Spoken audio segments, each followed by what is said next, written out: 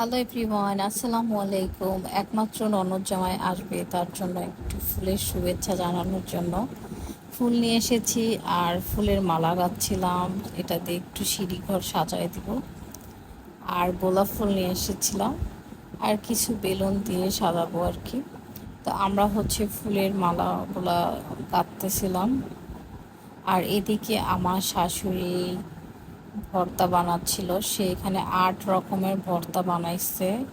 তো ভর্তা বানানোর পরে এই আন্টি ভর্তা বাটতেছিল আর মামনি সব দেখায় দেখায় দিচ্ছিল। এই যে ভর্তা দেখেন, আলু ভর্তা, ইলিশ মাছের লেজ ভর্তা, চিংড়ি মাছ ভর্তা, শুটকি ভর্তা, কালো জিরা ডাল, অনেক ধরনের 8 রকমের ভর্তা ছিল, বেগুন ভর্তা ছিল।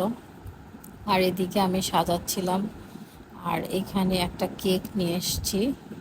কেকটা অনেক মজা ছিল, আমার ননদ বানাইছিল এই কেকটা। ওর একটা পেজ আছে, তো ওইখান থেকে আমরা অর্ডার দিয়েছিলাম। আর আমি এইভাবে একটু ছোটোখাটো করে সিঁড়ি ঘরের সাজাইছি। আর আমার ননদ জামাই চলে আসছে, অনেক রাতে আসছে ওরা, 1টার পর পর আসছে।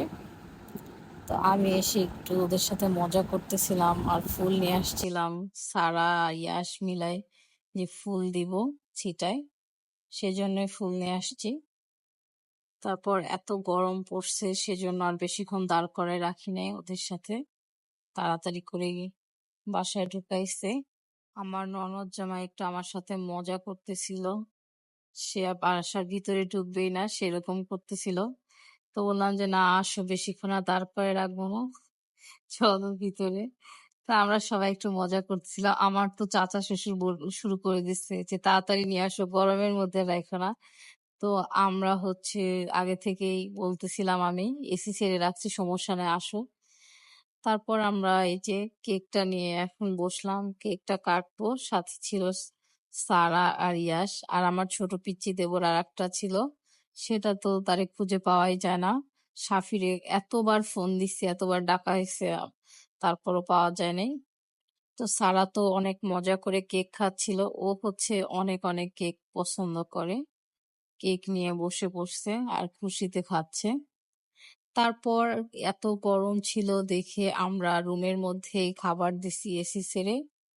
আমার শাশুড়ি এখানে মাছ করছে, পাঙাশ মাছ, ইলিশ মাছ, চিংড়ি মাছ, আর ভর্তা ছিল, সাথে বেগুন ভাজা, পটল ভাজা, পার্শে মাছ। মানে আমার ননদ জামাই যেটা যেটা লাইক করে ওইভাবেই করা হয়েছে। তো ওরা এত রাত করে আসছে দেখি খাইতে চাচ্ছিল না। আর সাথে আমার শাশুড়ি ঈদ সালামি দিচ্ছে, সুন্দর করে একটা কেকের মতো ডেকোরেশন করছে, সে নিচে বানাইছে, অনেক সুন্দর করে দিচ্ছিল তার একমাত্র মেয়ের জামাইকে। আর সাথে খাচ্ছিলাম, আমরা গল্প টল্প করতেছিলাম। এই তো আজকের ভিডিও এইটুকুই। সবাই লাইক করবেন, শেয়ার করবেন। আল্লাহ হাফেজ।